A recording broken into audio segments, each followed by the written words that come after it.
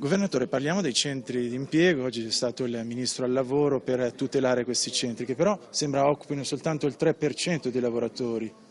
Beh, è una grossa partita perché i centri per l'impiego dovranno essere sempre più riferimento di tutti coloro che cercano un lavoro. In questo momento abbiamo 145.000 disoccupati, ma siamo anche la regione con il tasso di disoccupazione più basso d'Italia, con il 6,6%.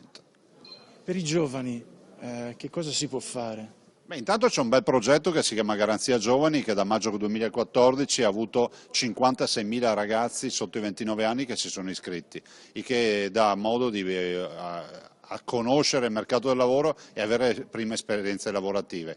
Dopodiché ovviamente a livello nazionale bisogna incrementare gli investimenti sul fronte dei giovani per garantire ancora di più condizioni ottimali. Resta comunque il grosso problema che dovrà essere risolto degli over 45, che sono dei lavoratori che escono dal processo produttivo e non vi entrano più.